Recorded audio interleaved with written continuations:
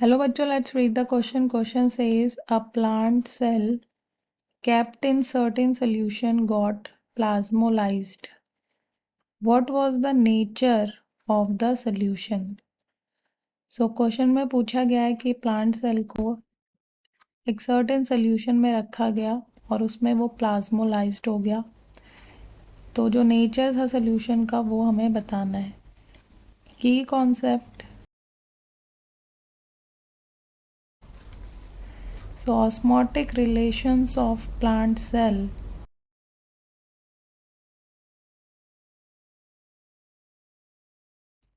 So जो plant cell होते हैं they function as an osmotic system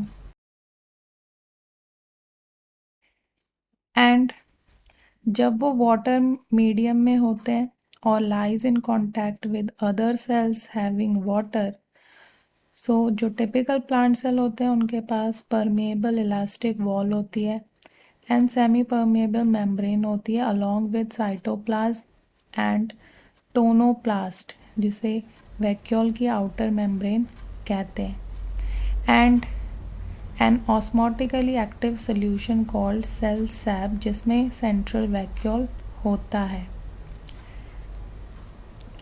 so जो प्लाज्मोलिसिस है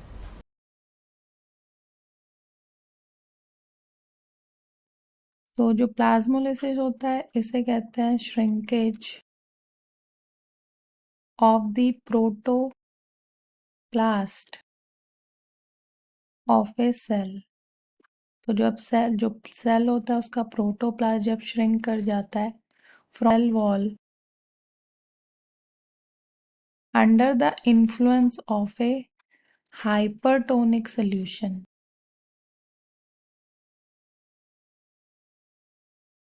तो हाइपरटोनिक सोल्यूशन ये वो सोल्यूशन होता है जिसमें सॉल्यूट का कंसंट्रेशन ज़्यादा होता है देन वाटर एंड ये कॉज करता है प्लाज्मोलाइसिस। सो जो क्वेश्चन में दिया है कि प्लांट सेल को एक सर्टेन सोल्यूशन में रखा और वो प्लाज्मोलाइज्ड हो गया, सो वो जो सोल्यूशन है वो है hypertonic solution because this hypertonic solution causes एक्सोऑस्मोसिस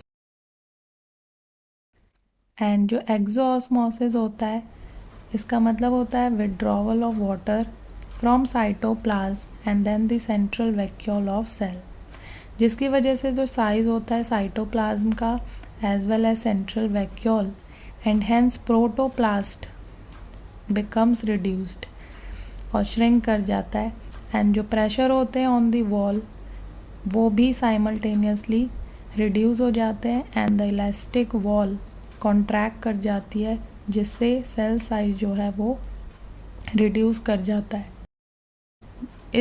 इसके बाद जो सेल प्लांट सेल होता है वो हो जाता है plasmolysed. So prolonged plasmolysis is not reversible and this plasmolysis is a result of exoosmosis. It involves the shrinkage of protoplast from the cell wall. And ये जो होता है ये होता है it occurs when the cell is placed in hypertonic solution. So the nature of the solution was hypertonic solution. Hope you understood it well. Best of luck.